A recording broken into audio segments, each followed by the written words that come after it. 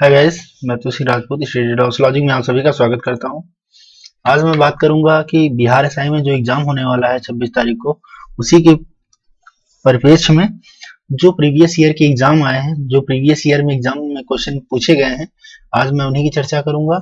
यह एक previous year का क्वेश्चन है जो 100 नंबर का होगा और यह एग्जाम 23/4/2008 का एग्जाम पेपर है, सेट पेपर है। अगर आप इसमें से 70 क्वेश्चन कर ले जाते हैं तो आप अपने को सेफ मान सकते हैं। तो मैं देर न करते हुए वीडियो को स्टार्ट करता हूं। अगर चैनल पे नए हैं तो चैनल को जरूर सब्सक्राइब करें। अगर चैनल पे नए हैं तो चैनल को जरूर सब्सक्राइब करें, लाइक करें और शेयर करें। चलिए वीडियो को स्टार्ट करते हैं। सबसे पहले जानते हैं कि भारत के महान न्यायवादी की नियुक्ति कौन करता है। तो भारत के महान न्यायवादी की नियुक्ति जो है राष्ट्रपति करता है। महान न्यायवादी आपको पता होगा कि यह आर्टिकल 88 के अंतर्गत यह आर्टिकल जो है 88 के अंतर्गत जो है किसी भी सदन में बोल सकता है। मतलब किसी भी सदन में, सदन जैसे राज्यसभा हो गया या लोकसभा में बोल सकता है, लेकिन अपना मत जो है वह नहीं दे सकता है। ठीक है, इसके बारे में इतना जान लीजिए। और महान न्यायवादी की नियुक्ति राष्ट्रपति ही करता है। और राष्ट्रपति किसकी किसकी और नियुक्त करता है? राष्ट्रपति नियुक्त करता है प्रधानमंत्री की भी। ठीक है, प्रधानमंत्री की भी नियुक्ति करता है राष्ट्रपति ही। और जो सुप्रीम कोर्ट होते हैं और हाई कोर्ट जो होते हैं, इन सभी के मुख्य न्यायाधीश की नियुक्ति जो है राष्ट्रपति ही करता है। और भारत के कैग नियंत्रक महालेखा परीक्षक की भी नियुक्ति जो है राष्ट्रपति ही करता है। और समस्त राज्यों के जितने भी राज्यपाल हैं, इन सभी की नियुक्ति जो है कौन करता है? राष्ट्रपति करता है। तो आई थिंक आपको समझ में आ गया होगा। और राष्ट्रपति को निकालने, देखिए अगला क्वेश्चन क्या है। अगला क्वेश्चन मेरा इसी पे है तो इसे हम हटा रहे हैं। अगला क्वेश्चन क्या है? अगला क्वेश्चन है कि भारत के राष्ट्रपति अपना त्यागपत्र किसे सौंपते हैं? तो भारत अपना राष्ट्रपति जो है उपराष्ट्रपति को सौंपते हैं। और उपराष्ट्रपति अपना त्यागपत्र किसे सौंपता है? राष्ट्रपति को सौंपता है। तो यह किस आर्टिकल के तहत होता है? यह देखो, राष्ट्रपति को हटाने की प्रक्रिया 61A में की गई है। 61 महाभियोग जिसे बोलते हैं। लेकिन अगर वह इसका जो टाइम पीरियड होता है वो 5 ईयर का होता है। 5 ईयर के अंदर जो है इसका टर्म होता है राष्ट्रपति का। और राष्ट्रपति 5 वर्ष उपराष्ट्रपति को संबोधित अपने त्यागपत्र द्वारा करता है और महाभियोग द्वारा हटाया जाता है। और हाँ, और क्या बताने वाले थे? बाकी और सब जानकारी आपको प्राप्त ही है आर्टिकल 161 के तहत। ठीक है, चलिए अगला क्वेश्चन देखते हैं। अगला क्वेश्चन है, भारत के वर्तमान राष्ट्रपति कौन है? जैसे उस टाइम की बात है, ये 2008 का एग्जाम पेपर हुआ था तो उस टाइम जो है प्रतिभा पाटिल थी। तो अभी की बात किया जाए तो अभी आपके राष्ट्रपति जो है रामनाथ कोविंद है। कौन है? रामनाथ कोविंद जो है अभी यह भारत के राष्ट्रपति हैं। जो कि पूर्व में क्या है? पूर्व में ये बिहार के राज्यपाल भी थे। कौन थे? बिहार के राज्यपाल। ये क्वेश्चन पूछ सकता है कि जो राष्ट्रपति इस समय है वो मतलब प्रीवियस में बिहार के राज्यपाल भी थे, इसके बारे में पूछ सकता है। तो आपको पता होना चाहिए। तो और इसका जो आंसर है वो बी होगा। अगला क्वेश्चन देखते हैं, भारत के 23वें सेना प्रमुख कौन बने हैं? तो ये 2008 का क्वेश्चन पेपर है तो इसलिए मैं फिर से बताना चाहता हूं कि ये 2008 का क्वेश्चन पेपर है, इसलिए उस समय दीपक कपूर थे। लेकिन अगर अभी की बात करें तो इस समय जो है वर्तमान में बिपिन रावत थे और वो भी चेंज हो चुके हैं क्योंकि अब बदलने वाले हैं, क्योंकि उनकी मृत्यु हो गई है, दूसरे कोई हैं। तो इसका क्वेश्चन अभी नहीं बता सकता। अगला क्वेश्चन देखते हैं।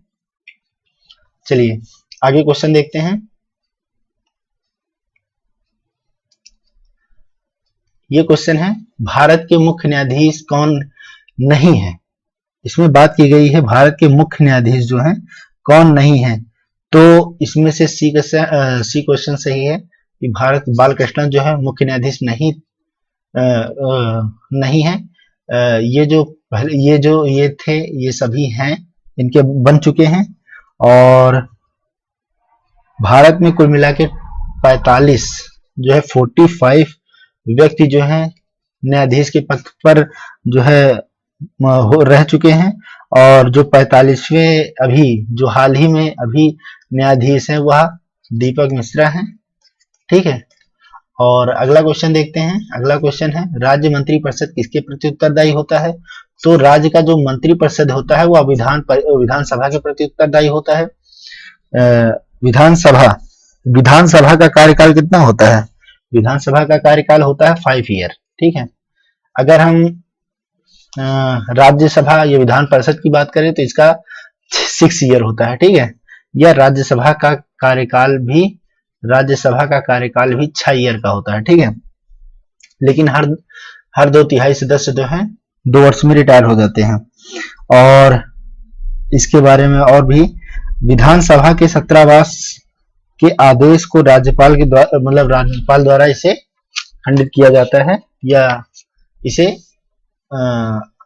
हटाया जाता है। अगला क्वेश्चन है भारत में पुल सड़क निर्माण के लिए सरकार ने किस कंपनी के साथ अनुबंध किया है? तो उस टाइम का क्वेश्चन है, उस समय जो है सड़क निर्माण के लिए तातिया कंस्ट्रक्शन द्वारा किया गया था। और इसके बाद अगला क्वेश्चन देखते हैं 8वां, जूट उत्पादन के लिए बिहार का कौन सा जिला अग्रणी राज्य है?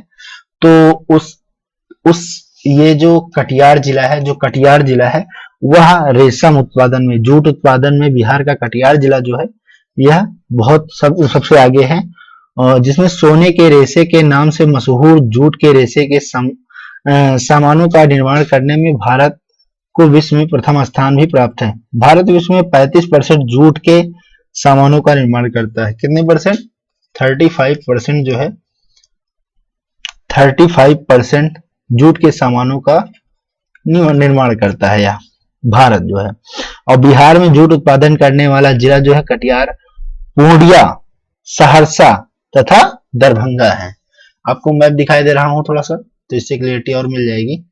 ये देखिए मैप है, और इसमें जो ये डिस्ट्रिक्ट दिए हैं, कटिहार ये डिस्ट्रिक्ट आपको दिख रहा होगा, ये कटिहार डिस्ट्रिक्ट है, लास्ट में पड़ता है। पूर्णिया डिस्ट्रिक्ट ये है, और ये सारे डिस्ट्रिक्ट जो हैं जूट उत्पादन में अग्रणी राज्य हैं। अब आगे क्वेश्चन देखते हैं। अगला क्वेश्चन है 1857 के विद्रोह में बाबू कुंवर सिंह ने बिहार के किस क्षेत्र से नेतृत्व किया था? तो आरा के जगदीशपुर से ये बात कर रहे हैं 1857 की क्रांति के बारे में। जैसा कि आपको पता होगा कि कानपुर से जो अन्य नेतृत्वकारी थे, कानपुर से तात्या टोपे थे, और दिल्ली से बहादुर शाह जफर थे।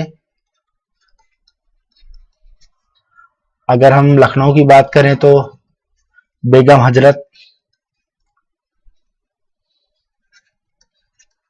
हजरत महल थी, और फतेहपुर से अली मुल्ला थे, और झांसी से जो थी वो रानी लक्ष्मीबाई थी। ठीक है, मतलब इन सभी से हर जगह से जो नेतृत्वकारी थे अलग अलग। और जगदीशपुर से आपको पता ही होगा कुंवर सिंह थे, बाबू कुंवर सिंह, जो आरा से नेतृत्व कर रहे थे। और बाबू कुंवर सिंह जगदीशपुर जो है आरा में ही पड़ता है, और ये वहां के जमींदार थे। ठीक है, और अगर हम इसमें दिखाना चाहूं कि आपका ये कहाँ पड़ता है, मैप में आप भी देख लीजिए कि आरा डिस्ट्रिक्ट जो है वो कहाँ पड़ता है। तो एक बार मैप में देख लीजिए आरा डिस्ट्रिक्ट कहाँ पर है। ये देखिए आरा डिस्ट्रिक्ट जो है उत्तर प्रदेश से सटा हुआ डिस्ट्रिक्ट है, ये बलिया वाला डिस्ट्रिक्ट है उत्तर प्रदेश का, और ये देखिए आरा है। ठीक है, तो आप लोग कंफ्यूज मत हो, आरा डिस्ट्रिक्ट यहीं से जो है जगदीश बाबू कुंवर सिंह ने यहीं से जगदीशपुर के डिस्ट्रिक्ट से, ये जो है आरा डिस्ट्रिक्ट से जो है नेतृत्व किया था 1857 की क्रांति का। ठीक है, अगला देखते हैं नवनिर्मित नालंदा विश्वविद्यालय के विजिटर कौन बनाए गए थे? तो यह अगला उस टाइम का क्वेश्चन है, एक विजिटर आए थे तो उन्हीं के बारे में पूछा गया। तो इसका आंसर जो है वह 10 है, ठीक है। सॉरी, इसका आंसर एपीजे अब्दुल कलाम थे। एपीजे अब्दुल कलाम थे जो उस टाइम के इनके विजिटर बनाए गए थे। अगला क्वेश्चन देखते हैं, बिहार लगभग कितने क्षेत्र में कृषि कार्य करता है? तो बिहार जो है 60% क्षेत्र में जो है कृषि कार्य करता है, और इसका जो जीवन शैली भी है वह लगभग इसी पर आधारित होती है। और राज्य की जनसंख्या का लगभग 90% भाग जो है ग्रामीण क्षेत्र में निवास करता है। मतलब 90% जो क्षेत्र है वह ग्रामीण है, और टोटल 10% जो भाग है वही जो है शहरी है बिहार में, ठीक है। और जो इस जिसमें से 80% लोग जो हैं जनसंख्या जिनकी आजीविका के लिए कृषि पर है, मतलब 80% जो लोग हैं वह कृषि पर आधारित है, मतलब उनकी जीविका जो है आधारित है वह कृषि पर निर्भर करती है। 80% लोग जो है वह कृषि कार्य का निर्भर है और कृषि कार्य करते हैं। अगला देते हैं, भारत के महान न्यायवादी को कौन हटा सकता है? तो भारत के महान न्यायवादी को राष्ट्रपति हटा सकता है। अभी बात कर रहे थे कि भारत के महान न्यायवादी के बारे में, तो आर्टिकल 71 के तहत भारत के महान न्यायवादी का पद का वर्णन किया गया है। किसके? आर्टिकल 76 के भाग 1 के तहत जो है महान न्यायवादी पद का वर्णन किया गया है। और यह इसका मैंने बताया कि संसद के किसी भी सदन में यह भाग ले सकता है, लोकसभा हो या राज्यसभा हो, ठीक है। लेकिन यह सरकार का प्रतिनिधित्व भी करता है, मतलब सरकार की तरफ से कोई भी कानूनी कार्यवाही होती है तो यह सरकार का ही पक्ष लेता है, ठीक है। और महान न्यायवादी का अगर हम वेतन की बात करते हैं कि इसका वेतन कितना होता है, तो महान न्यायवादी का वेतन जो है 19,000 होता है, 90,000 होता है। और जिस समय भारत का राष्ट्रपति सर्वोच्च न्यायालय से, मतलब आपको पता होगा कि राष्ट्रपति जो है सर्वोच्च न्यायालय से परामर्श ले सकता है, न्यायालय से परामर्श लेता है, उस समय महान न्यायवादी सर्वोच्च न्यायालय के समक्ष सरकार का पक्ष लेता है कि इन सभी कार्यों में, मतलब सरकार की तरफ से यह उन सभी कानूनी बातों को वह बात करता है, ठीक है, सरकार की तरफ से। कौन? महान न्यायवादी। भारत का अगर हम बात करें कि प्रथम कानून जानने वाला कौन होता है, तो वह महान न्यायवादी होता है, सुप्रीम कोर्ट के मुख्य न्यायाधीश नहीं होते, इतना ध्यान रखना। अगला क्वेश्चन देखते हैं।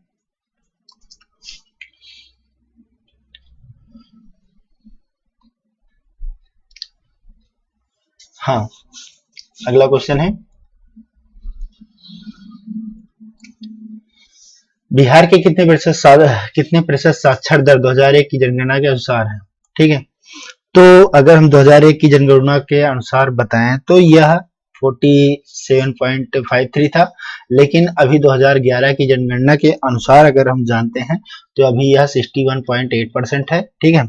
अभी तो बढ़ के हो गया 65% 0.80%, जो कि वर्तमान में है, ठीक है, जो कि वर्तमान में है, और यह 2011 की जनगणना के अनुसार है, ठीक है।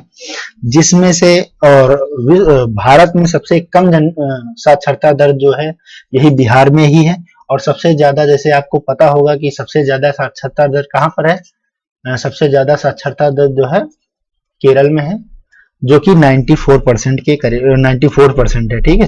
वो भी 2011 की जनगणना के अनुसार। जो है 2021 में जो जनगणना की जाएगी या होगी 2022 में, जिसका प्रेस विज्ञप्ति रिलीज होगा, तो उसके आधार पे सारे डाटा जो है वह कन्वर्ट हो जाएंगे और बदल जाएंगे, ठीक है। तो अगला क्वेश्चन देखते हैं। अगला क्वेश्चन है, ध्यानचंद्र किस खेल से संबंधित खिलाड़ी थे? तो जैसा कि आपको पता होगा कि ध्यानचंद्र जो है हॉकी के जादूगर माने जाते हैं, और इन्हीं के जन्म दिवस, ध्यानचंद्र के जन्म दिवस के अवसर पर ही 29 अगस्त को जो है वह खेल दिवस के रूप में घोषित किया गया है। खेल दिवस इन्हीं के जन्म दिवस के अवसर पर ही मनाया जाता है। और इसी तरह खिलाड़ी होते हैं जैसे सचिन तेंदुलकर हैं, इनको आप पता ही होगा, क्रिकेट के सबसे बड़े महान खिलाड़ी माने जाते हैं। विश्वनाथ आनंद जो है चेस के शतरंज के खिलाड़ी हैं। सरदार सिंह हॉकी के खिलाड़ी हैं। जसबीर सिंह कबड्डी के खिलाड़ी हैं। ओइनम बेम्बम देवी जो है फुटबॉल की खिलाड़ी हैं। तो इसी तरह कई सारे खिलाड़ी हैं जिनको आपको जानना होता है कि जो कि एग्जाम में पूछ सकते हैं। ठीक। अब शेरशाह के बचपन का नाम क्या था? तो शेरशाह के बचपन का नाम जो था वो फरीद था। ठीक है, फरीद। अब शेरशाह नाम कैसे पड़ा? तो शेरशाह का बचपन का नाम वैसे भी फरीद था। और सूर साम्राज्य का संस्थापक अफगान वंशीय शेरशाह सूरी था। और शेरशाह का जन्म जो हुआ था वह हुआ था 1472 ईस्वी में। ठीक है, 1472 ईस्वी में बजवाड़ा जो है,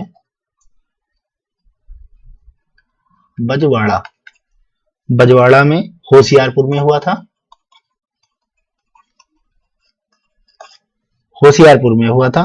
और शेरशाह के पिता हसन खां जौनपुर राज्य के अंतर्गत सासाराम के जमींदार थे। जो शेरशाह के पिताजी थे, इनके फादर जो थे वह सासाराम जो बिहार में पड़ता है, सासाराम जौनपुर राज्य के अंतर्गत जो सासाराम के जमींदार थे। ठीक है, जौनपुर के अंतर्गत। फरीद ने एक शेर को तलवार के एक ही वार से मार दिया था। और इसीलिए इस बहादुरी के लिए उनका बिहार के अफगान शासक सुल्तान मोहम्मद बहार खां लोहानी ने उन्हें शेर की उपाधि प्रदान कर दी थी। इसीलिए तब से इनको शेरशाह सूरी के मतलब शेरशाह कहा जाने लगा। और इनका वास्तविक नाम जो था वह फरीद था। ठीक है, अगला क्वेश्चन देखते हैं। अगला क्वेश्चन है, भारतीय राष्ट्रीय कांग्रेस की स्थापना कब हुई? तो जैसा सबको पता होगा कि 1885 में भारतीय राष्ट्रीय कांग्रेस की स्थापना की गई। और इसके जो स्थापक थे वह एओ ह्यूम थे। कौन थे? इसके जो एओ ह्यूम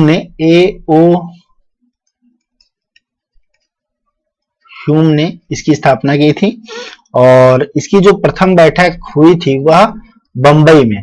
ठीक है, इसकी जो प्रथम बैठक हुई थी वह बंबई के गोकुलदास, कहां पर हुई थी? गोकुलदास तेजपाल संस्कृत कॉलेज के भवन में हुई थी। ठीक है, गोकुलदास तेजपाल संस्कृत कॉलेज में हुई थी। और प्रथम बैठक की अध्यक्षता जो की थी, इसके अध्यक्ष कौन थे? व्योमेश चंद्र बनर्जी थे। ठीक है,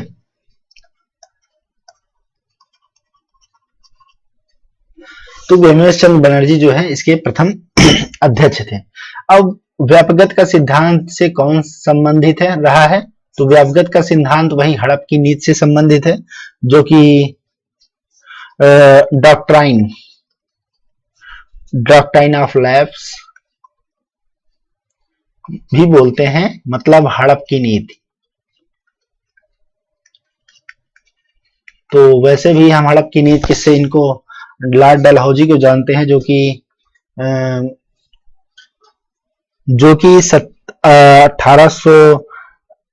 1843 से लेकर इनका 1847 तक लगभग कार्यकाल रहा। उसके बाद लॉर्ड कैनिंग आ गए थे।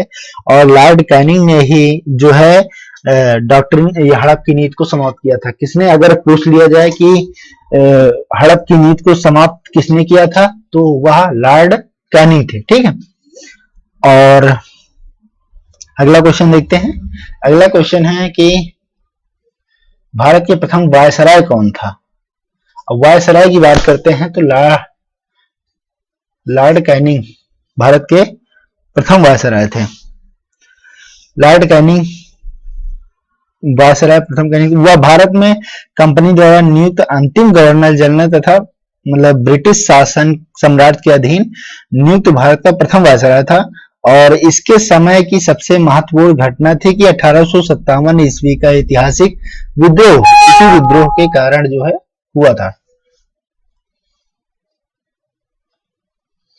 ठीक है, बस मेन इसका पॉइंट ये है कि लॉर्ड कैनिंग के ही कार्यकाल में जो है 1857 का विद्रोह किया गया था, और यह भारत का प्रथम गवर्नर जनरल और भारत का अंतिम गवर्नर जनरल और भारत का प्रथम वायसराय था। ठीक है, और डलहौजी का शासन काल उसके व्यवगत सिद्धांत डॉक्ट्रिन ऑफ मतलब सॉरी उसका हड़प की नीति के कारण ही उसको याद किया जाता है। अब अगला क्वेश्चन है कि ट्राई बेकर शब्द किस खेल से संबंधित है? तो ट्राई बेकर खेल जो है वह टेनिस से भी संबंधित है और फुटबॉल से भी संबंधित है, सॉरी टेनिस से भी संबंधित है। आई थिंक ये क्वेश्चन रॉन्ग है, क्योंकि यह टेनिस से संबंधित है, फुटबॉल से भी संबंधित है और हॉकी से भी संबंधित है। इसमें लगभग मतलब ए बी सी ए भी होना चाहिए इसमें। तो जैसे कि आपको पता होगा फुटबॉल से संबंधित कुछ आप नाम जानते ही होंगे। फुटबॉल में जैसे होता है कि सेंटर, ठीक है, सेंटर, पेनाल्टी, ठीक है, पेनाल्टी होता है, किक होता है, ट्राई बेकर तो होता ही है, और स्वीपर होता है, हेड बॉल फाउल्ट होता है, थ्रो इन होता है और स्ट्राइकर होता है।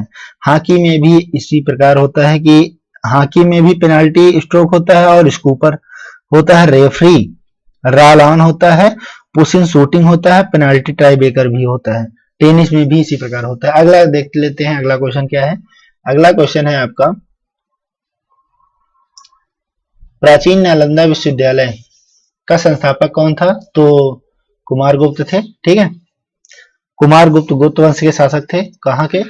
गुप्त वंश के शासक थे। अगर हम बात करते हैं कि नालंदा विश्वविद्यालय की स्थापना किस टाइम की गई, तो यह 414 से लेकर 455 के बीच कुमार गुप्त का शासनकाल रहा, और इसी बीच जो है नालंदा विश्वविद्यालय की स्थापना की गई। नालंदा विश्वविद्यालय कहाँ पर स्थित है? तो यह बिहार में स्थित है। बिहार में कहाँ पर स्थित है? तो आपको थोड़ा सा मैप में मैं दिखाई देता हूँ, तो उससे क्लियरिटी ज्यादा रहेगी। ये देखिए, ये आपका बिहार है, बिहार राज्य है, और ये देखिए नालंदा विश्वविद्यालय। नालंदा जो है एक पूरा डिस्ट्रिक्ट ही है। ठीक है, अब बिहार के बारे में थोड़ा सा एक चीज बात कर लेता हूँ। बिहार में टोटल कितने राज्य हैं? बिहार में टोटल कितने डिस्ट्रिक्ट हैं? बिहार में टोटल 38 डिस्ट्रिक्ट हैं। डिस्ट्रिक्ट कितने हैं? 38 डिस्ट्रिक्ट हैं। लोकसभा सीटें कितनी हैं? लोकसभा सीटें आपकी हैं 40। राज्यसभा सीटें कितनी हैं? राज्यसभा सीटें हैं 16। विधान परिषद सीटें कितनी हैं? विधानसभा सीटें कितनी हैं? 243। और विधान परिषद भी यहाँ पर स्थित है, तो उसकी सीटें कितनी हैं? 75। तो आप इतनी आंकड़े तो हैं, थोड़ा सा याद करिए, ये रहना। आगे देखते हैं, या नोट कर लीजिए। डिस्ट्रिक्ट आपके 38 हैं, लोकसभा के सीटें जो हैं 40 हैं, राज्यसभा की 16 हैं, विधानसभा की सीटें 243 हैं, विधान परिषद की 75 है। अगला देखते हैं।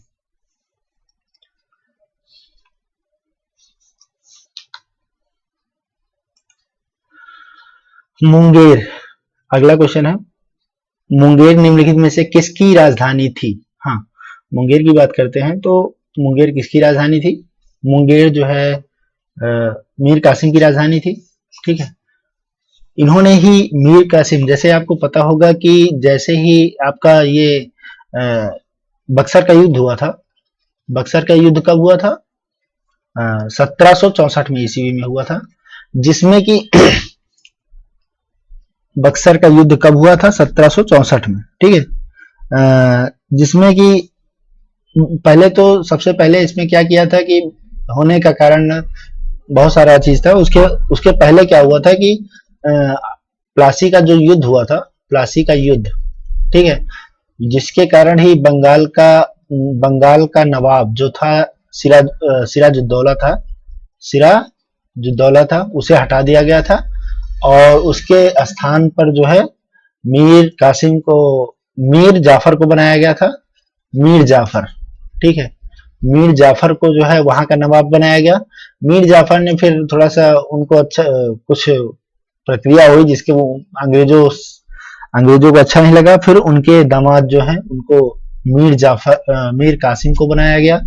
मीर कासिम ने ही अपनी जो राजधानी है, पहले वह राजधानी मुर्शिदाबाद हुआ करती थी, ठीक है, मुर्शिदाबाद, कौन सी हुआ करती थी, मुर्शिदाबाद, फिर इन्होंने ट्रांसफर करके उसे मुंगेर कर दिया।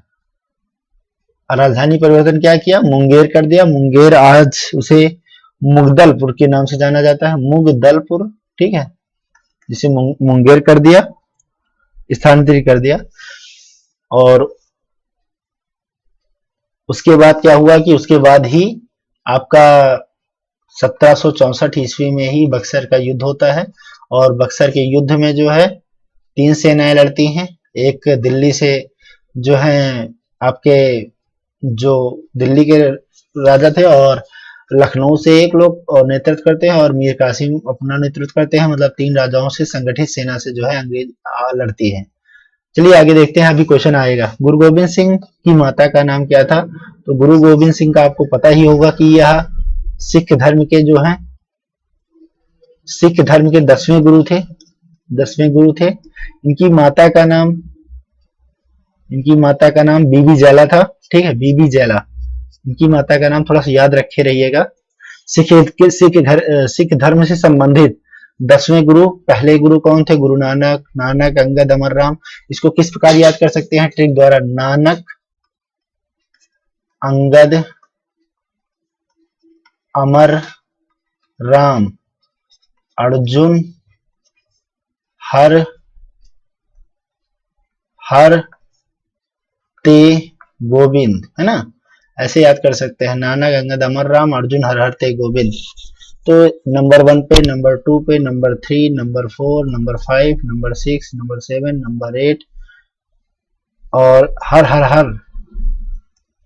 राय, हर किशन, हर, तो मतलब इसी तरह इन तीनों को थोड़ा सा एक ट्रिक से याद कर लेना, और बाकी इसी तरह एक ट्रिक से याद कर सकते हैं। गोविंद जो 10वें नंबर तक गुरु थे, और इनके पिता का नाम तेग बहादुर था, जिन्हें तेग बहादुर था, ठीक है, इनके पिता का नाम क्या था? तेग बहादुर, जिसे औरंगजेब ने फांसी दी थी, ठीक है। अब अगला क्वेश्चन देखते हैं। फणीश्वर नाथ रेणु का जन्म कहाँ हुआ था? तो फणीश्वर नाथ का जन्म जो है पूर्णिया में हुआ था, और फणीश्वर नाथ जो है वह साहित्य के बहुत बड़े ही ऊंचे दर्जे के जो है साहित्यकार थे, प्रसिद्ध साहित्यकार थे। और फणीश्वर नाथ ने ही पहला उपन्यास जो है, इन्हें पहला उपन्यास लिखा था, जिसका नाम था मैला आंचल, ठीक है, मैला आंचल। अब यह बिहार जिला के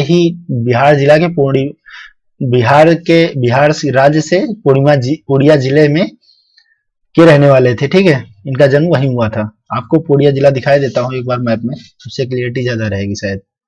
चलिए पूर्णिया जिला देख लीजिए, आपका ये देखिए, ये आपके चिकन नेक के करीब पड़ता है, और पश्चिम बंगाल की साइड पड़ता है, ठीक है। ये पूर्णिया जिसे बोलते हैं ना, तो वही है। अगला क्वेश्चन देखते हैं। कामायनी पुस्तक के लेखक कौन है? कामायनी पुस्तक के लेखक कौन है? वैसे भी आपको पता होगा, जयशंकर प्रसाद की जो अंतिम रचना थी, ठीक है, जयशंकर प्रसाद की जो लास्ट अंतिम रचना थी, वह कौन थी? कामायनी थी। जयशंकर प्रसाद जो हैं वह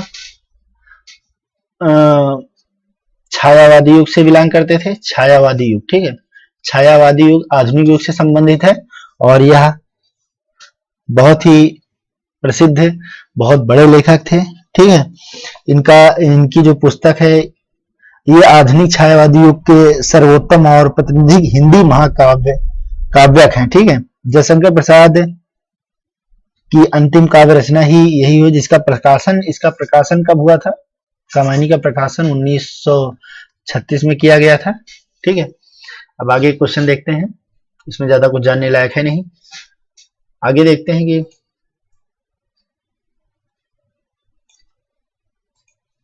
अर्थशास्त्र पुस्तक किसने लिखा? तो अर्थशास्त्र पुस्तक वैसे भी आपको पता होगा कि अर्थशास्त्र किसने लिखा, तो इसे लिखा था कौटिल्य। ठीक है, कौटिल्य या चाणक्य या आप कुछ भी बोल सकते हैं। चाणक्य, इन्होंने ही अर्थशास्त्र पुस्तक लिखा था। यह अर्थशास्त्र जो है यह राजनीति से भी संबंधित है, और अर्थशास्त्र जो है उस समय घनानंद के शासन को हटाने के लिए, नंद वंश का शासक था ना, तो नंद वंश के शासक कौन थे? घनानंद थे। घनानंद को हटाने के लिए इन्होंने चंद्रगुप्त मौर्य, ठीक है, चंद्रगुप्त मौर्य का को जो है कि यह प्रधानमंत्री के रूप में कार्य किए हैं, बल्कि मेन प्रधानमंत्री चंद्रगुप्त को बनाने का कार्य इन्होंने ही किया था। इन्होंने बहुत सारी चीजें जो है की थी, और जिनको जो इनके अर्थशास्त्र है, ठीक है, अर्थशास्त्र जिसे कहते हैं, इसमें इन्होंने राजनीति, पॉलिटिक्स, ठीक है, पॉलिटिक्स, इकोसिस्टम मतलब राजनीति, अर्थनीति, विधि, कानून, सामाजिक, समाज नीति, धर्मार्थ, बहुत सारी चीजें जो है इनके अर्थशास्त्र में आपको इंक्लूड मिलेंगी, जो कि एक्स्ट्रा बेस पे आप पढ़ सकते हैं। ठीक है, इंकलाब जिंदाबाद का नारा किसने दिया था? तो भगत सिंह ने इंकलाब जिंदाबाद का नारा दिया था। जैसे कुछ और महत्वपूर्ण है कि दिल्ली चलो किसने कहा था? बताइए, दिल्ली चलो कौन कहेंगे? सुभाष चंद्र बोस कहेंगे। ठीक है, सुभाष चंद्र बोस दिल्ली चलो कहेंगे। जय हिंद, जय हिंद का नारा किसने दिया था? सुभाष चंद्र बोस, है ना। और क्या? तुम मुझे खून दो, मैं तुम्हें आजादी दूंगा, है ना, ये कहा था। हे राम किसने कहा था? हे राम, हे राम जो है महात्मा गांधी ने कहा था, है ना। और हम क्या कह सकते हैं? और करो या मरो किसने कहा था? यह 1943 के लगभग असहयोग आंदोलन में कहा गया था। ठीक है, 1943 के आंदोलन में कहा गया था, करो या मरो, महात्मा गांधी द्वारा कहा गया था। अगला क्वेश्चन देखते हैं, बक्सर का युद्ध किस किस के बीच लड़ा? देख लिए, अब क्वेश्चन ही आ गया कि बक्सर का युद्ध जो है किस किस के बीच लड़ा गया। तो इसमें तो ऑप्शन अच्छा खासा नहीं है, लेकिन हम बता सकते हैं कि मीर कासिम और अंग्रेजों के बीच कर सकते हैं। बल्कि इसमें 3 सेनाओं ने नेतृत्व किया था, जिस 3 सेनाओं ने, जिसमें लखनऊ से नवाब सुजाउद्दौला, ठीक है, लखनऊ से नवाब सुजाउद्दौला, और जो शाह आलम द्वितीय, दिल्ली से शाह आलम द्वितीय, ठीक है, और इधर मीर कासिम तो थे ही, मीर कासिम। इन सभी की संयुक्त सेना से जो है अंग्रेजों ने युद्ध लड़ा। ठीक है, और अंग्रेज का जो अधिकारी था, ठीक है,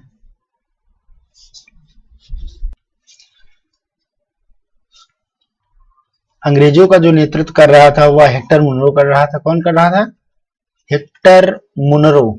ठीक है, हेक्टर मुनरो जो है अंग्रेजों का नेतृत्व कर रहा था।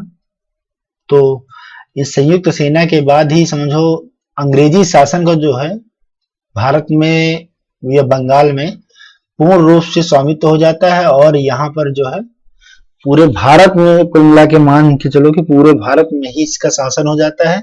जो सुजाउद्दौला थे उनको एक संधि होती है, संधि बाद बिठा दिया जाता है इनको, जो कि पेंशन बाद में पेंशन के तौर पे इनको बिठा दिया जाता है। ठीक है, फिर राजा राम मोहन राय आते हैं, जो कि पेंशन के लिए वहां लंदन भेजते हैं इनको। ठीक है, तो मतलब कुल मिला के कहानी बक्सर से युद्ध से खत्म हो जाती है इंडिया के मुगल काल की, और कहानी शुरू होती है अंग्रेजों की। ठीक है, अब आते हैं बिहार में कुल कितने प्रामंडल हैं? तो बिहार में कितने प्रामंडल हैं? 9 प्रामंडल हैं। और इसी के बाद बता देता हूं कि जैसे अभी बताया ना मैंने कि 23 टोटल डिस्ट्रिक्ट कितनी है, यहां पर 38 डिस्ट्रिक्ट हैं। लोकसभा सीटें कितनी हैं?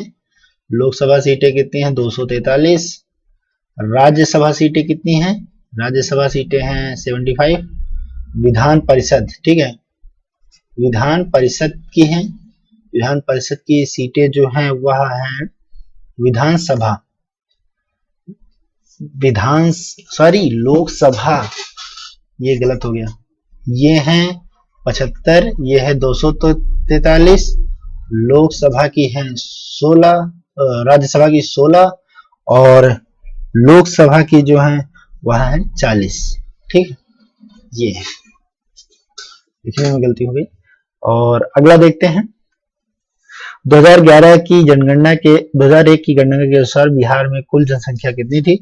तो उस टाइम जो है जनसंख्या जो है यहाँ की 8,28,000 के करीब थी, लेकिन जो अभी की जनगणना है उसके अनुसार जो है इस टाइम जनसंख्या जो है 10,40,452 के करीब है। मतलब ये अगर हम ओवरऑल मान सकते हैं तो लगभग 10.5 करोड़ जो है वहां की आबादी है। ठीक है, बिहार की।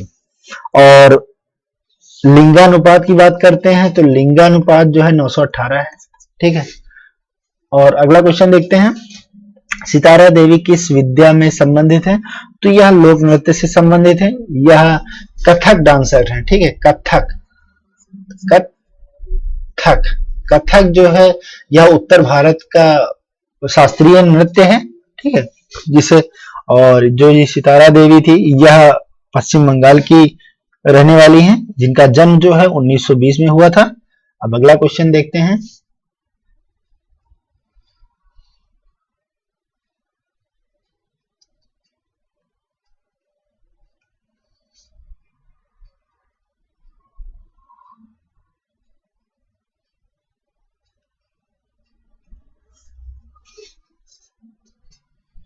पटना हाई कोर्ट की स्थापना कब हुई थी?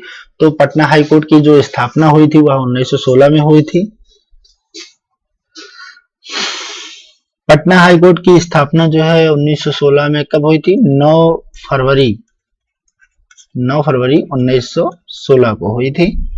और उस समय इसके कार्य क्षेत्र में बिहार तथा उड़ीसा दोनों सम्मिलित थे। 1936 में जो है 1936 में उड़ीसा इससे क्या हुआ? अलग हो गया। ठीक है, उसके पहले ये दोनों एक ही थे। चलिए अगला देखते हैं, जैन धर्म के अंतिम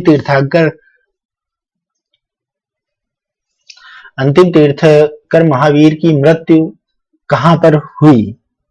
तो पावापुरी में हुई थी। ठीक है, महावीर की मृत्यु जो है पावापुरी में हुई थी। महावीर का जन्म हुआ था 540 ईस्वी में। ठीक है, जन्म 540 में हुआ और इनकी मृत्यु जो हुई वह 468 ईस्वी पूर्व हुआ था। ये सारे ईस्वी पूर्व हैं। ठीक है, ईस्वी पूर्व में हुआ था। और इनका जन्म जो है हुआ था वह कुंडल ग्राम, कहां हुआ था? कुंडल ग्राम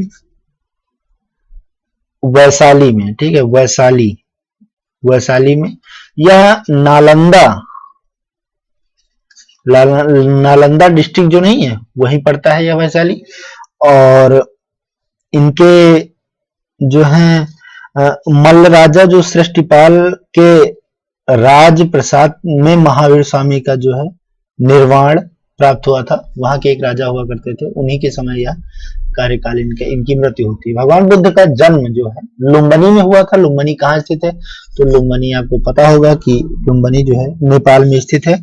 महावीर बुद्ध का जन्म जो है 563 ईस्वी पूर्व में होता है। और इन्होंने सबसे ज्यादा जो उपदेश दिए थे वह सारनाथ में दिए थे। ठीक है, और यह महात्मा बुद्ध जो है कपिलवस्तु के लुम्बिनी नामक स्थान में हुआ था इनका जन्म जो है। और बौद्ध धर्म के संस्थापक यही थे। और एशिया का ज्योतिपुंज लाइट ऑफ एशिया के नाम से, LIGHT लाइट ऑफ एशिया के नाम से भी यह जाने जानते हैं। कौन? भगवान बुद्ध। ठीक है, अब अगला क्वेश्चन देखते हैं। अगला क्वेश्चन है,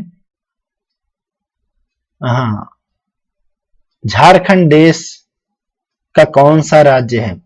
अब कौन सा राज्य है? अभी तो सारा कुछ चेंज हो गया है, लेकिन उस टाइम जो है 28वां राज्य हुआ करता था। 28वां राज्य ही बना था जो कि इसका यह बिहार से ही कट के जो है बना था यह कुल। और उसके बाद तेलंगाना जो है 29वां राज्य बना। लेकिन अभी क्या हुआ कि जो है जम्मू कश्मीर और लद्दाख को दोनों टेरिटरी यूनियन टेरिटरी बना दिया गया, जिससे कि क्या हुआ कि ये टेरिटरी बन गया, दोनों यूनियन टेरिटरी बन गया है और ये जो राज्य का दर्जा समाप्त हो गया। तो अभी भी लगभग आपके 28 ही राज्य हैं। ठीक है, तो आगे देखते हैं बिहार में लोकसभा सीटों की संख्या कितनी है। तो बिहार में लोकसभा सीटों की संख्या जो है 40 है। आगे देखते हैं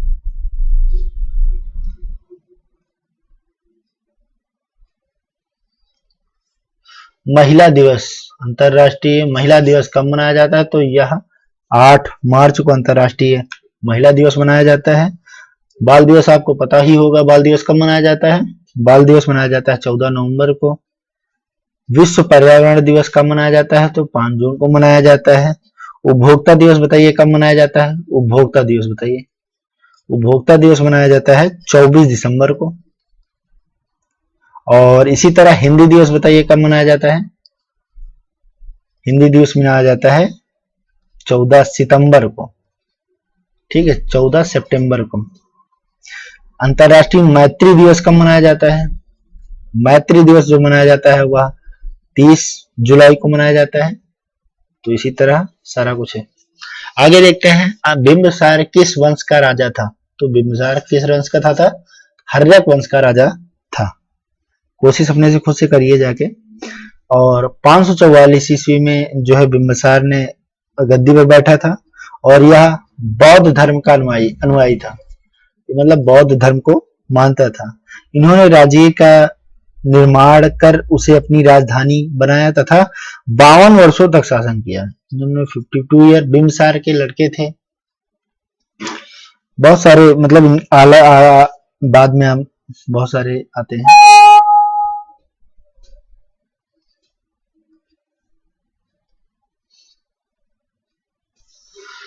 भारतीय स्टेट बैंक ने हाल ही में भारत के बाहर कहां अपनी नई शाखा खोला है?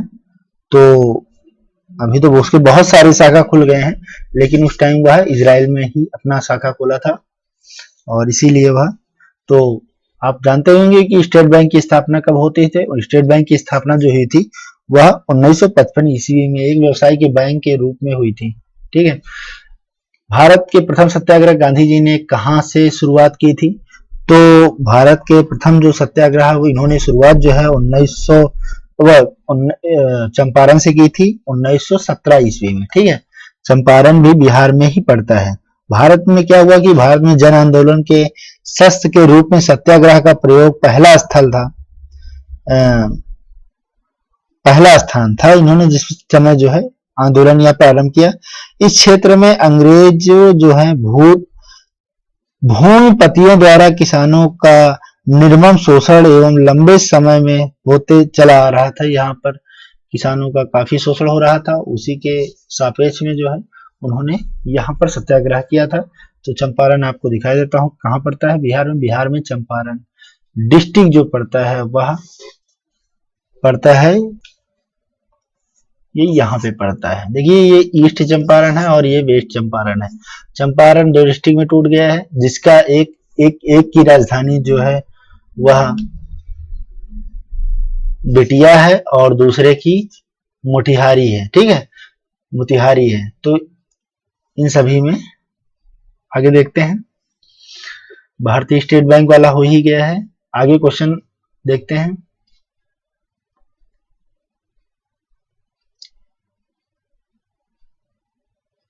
सार्क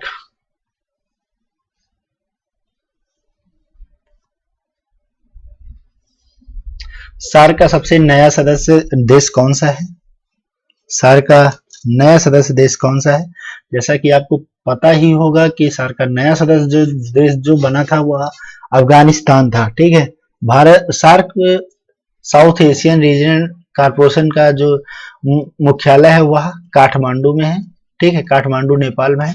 अब इसमें कितने देश शामिल हैं? सबसे पहले तो हम जानते हैं भारत है, ठीक है, इसके अंदर नेपाल है, बांग्लादेश है, भूटान है, भूटान के अलावा कौन सा हो सकता कौन सा है? श्रीलंका भी है,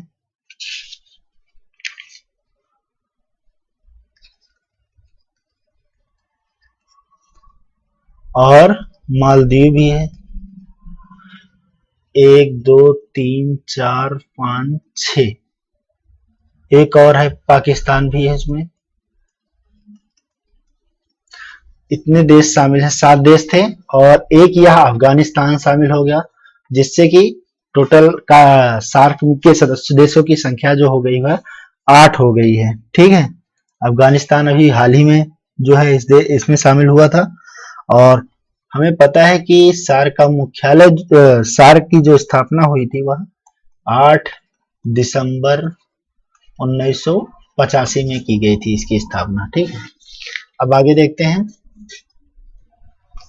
संयुक्त राष्ट्र संघ यूएनओ का मुख्यालय कहाँ है? तो यूएनओ का जो मुख्यालय है वह न्यूयॉर्क में है, जो कि यह इसका जो भवन है वह 17 एकड़ जमीन में जो है फैला हुआ है, और यह 39 मंजिल इमारत है।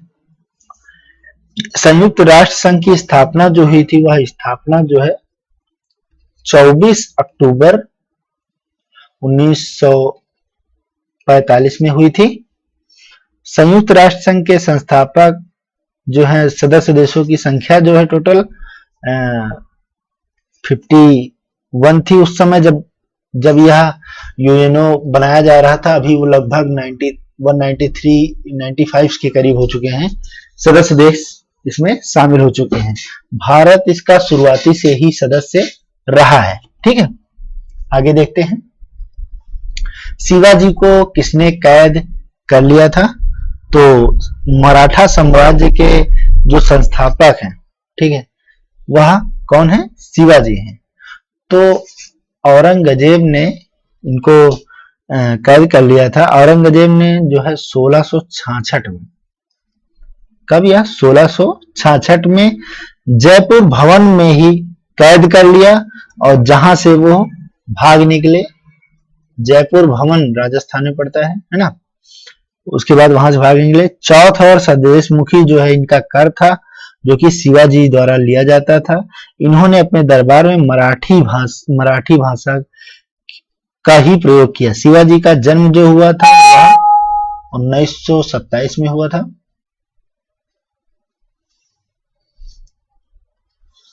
कब हुआ था? 1927 में, 6 अप्रैल 1927 में हुआ था शिवाजी का जन्म जो है। अब आगे देखते हैं अगला क्वेश्चन। अगला क्वेश्चन है कि महात्मा गांधी कब भारतीय राष्ट्रीय कांग्रेस के अध्यक्ष बने? तो 1924 में महात्मा गांधी प्रथम बार जो है भारतीय राष्ट्रीय कांग्रेस के इसका 40वां अधिवेशन हो रहा था।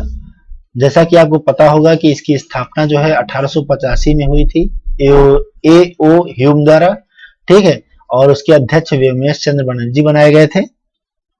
1916 में जो अधिवेशन की अध्यक्षता अंबिका चरण मजूमदार ने की थी, ठीक है, और 1919 में अधिवेशन की अध्यक्षता जो है पंडित मोतीलाल नेहरू ने की थी।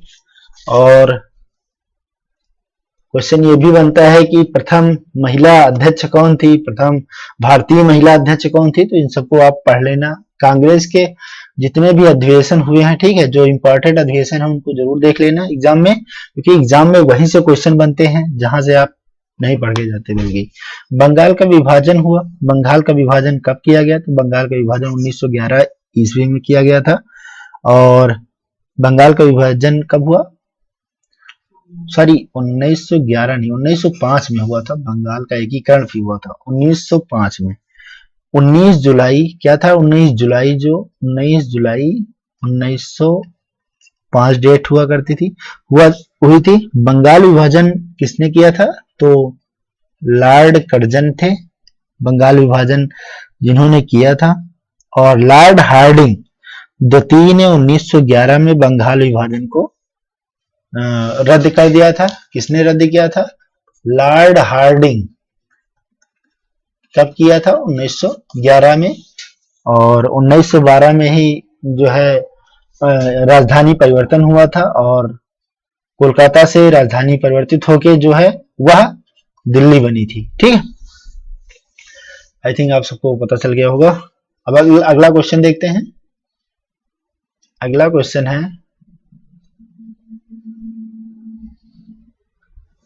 राज्यसभा और लोकसभा की संयुक्त बैठक कौन बुलाता है? तो राष्ट्रपति ही बुला सकता है। राज्यसभा और लोकसभा की जो है संयुक्त बैठक राष्ट्रपति बुलाता है, लेकिन अगर हम कहें कि बैठक यह आर्टिकल 108 के तहत जो है बुला सकता है, और लेकिन इसकी जो अध्यक्षता करेगा, अध्यक्षता लोकसभा अध्यक्ष ही करता है। ठीक है, इसकी जो अध्यक्षता कौन करता है? लोकसभा अध्यक्ष करता है। लोकसभा की 2 बैठकों में जो है अधिकतम जो है 6 माह का अंतर हो सकता है। मतलब पहली बैठक अगर शीत सत्र में हुई तो अगली बैठक जो है उससे 6 महीना के अंदर ही करनी होगी, उससे ज्यादा नहीं अंतर होना चाहिए। संयुक्त अधिवेशन की अध्यक्षता जो है हमेशा लोकसभा अध्यक्ष ही करता है। और आगे देखते हैं अगला क्वेश्चन क्या है। अगला क्वेश्चन है, एक व्यक्ति ग्राम पंचायत की सदस्य के लिए चुनाव लड़ना चाहता है। अब बताइए कि उसकी उम्र जो है कितनी होनी चाहिए? तो उसकी न्यूनतम जो उम्र है 21 वर्ष या इससे ऊपर होनी चाहिए। ग्राम पंचायत, जैसा कि आपको पता होगा कि इसी के बाद जो है ग्राम पंचायत जो बनते हैं, ग्राम पंचायत सदस्य जो बनते हैं, यही मुख्य ग्राम पंचायत का निर्माण करते हैं, ग्राम पंचायत अधिकारी का निर्माण करते हैं। आगे देखते हैं, नेता सुभाष चंद्र बोस राष्ट्रीय खेल संस्थान कहां पर स्थित है? तो यह पटियाला। पटियाला आपको पता होगा कि कहां पर है? पटियाला आपके पंजाब में पड़ता है ना, ये हरियाणा में, हरियाणा में पड़ता है, नेता सुभाष चंद्र बोस। ठीक है, और थोड़ा सा और जान लेते हैं। जैसे आपका ग्रीन पार्क है, ग्रीन पार्क कहां पड़ता है बताइए? ग्रीन पार्क पड़ता है कानपुर में। कहां पड़ता है? कानपुर में। इंदिरा गांधी स्टेडियम कहां पड़ता है? इंदिरा गांधी स्टेडियम कहां पड़ता है बताइए? इंदिरा गांधी स्टेडियम जो है वह दिल्ली में स्थित है। और नेशनल स्टेडियम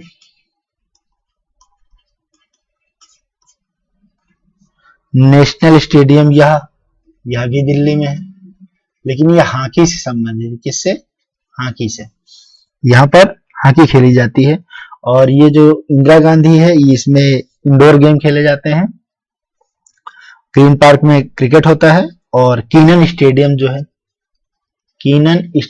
जो है यह जमशेदपुर में है। ठीक है, जमशेदपुर झारखंड में है। अगला देखते हैं बाकी अगला क्वेश्चन देखते हैं हम।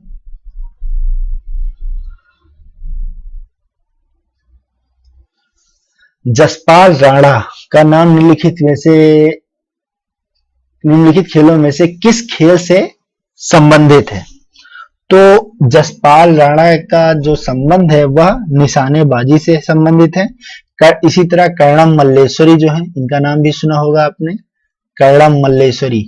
ठीक है, कर्णम मल्लेश्वरी, सावनी मल्लिक भारत की महान भारोत्तोलन खिलाड़ी हैं। ठीक है, जो कि वेट लिफ्टर के नाम से जानी जाती हैं। वेट का जो वेट है उसको वो लिफ्ट करती हैं। ठीक है, कर्णम मल्लेश्वरी हरी और ये दोनों लोग। ठीक है, पीवी सिंधु को पता ही होगा, यह बैडमिंटन खिलाड़ी है। ठीक है, बैडमिंटन कैसे होता है? ऐसे होता है ना बैडमिंटन, है ना, बैडमिंटन खिलाड़ी हैं पीवी सिंधु। और दीपिका कुमारी जो है भारतीय तीरंदाज है। चलिए आगे देखते हैं। राजा भोज, कहते नहीं कहां राजा भोज कहां गंगू तेली, तो यह किस राजवंश से संबंधित थे? तो यह राजवंश था इनका परमार राजवंश से संबंधित थे। राजा भोज कविराज की उपाधि से विभूषित शासक थे और भोज ने अपनी राजधानी में सरस्वती मंदिर का निर्माण करवाया था। इस मंदिर परिसर में संस्कृत विहार भी खोला गया था। इन्होंने ही जो है संस्कृत महाविद्यालय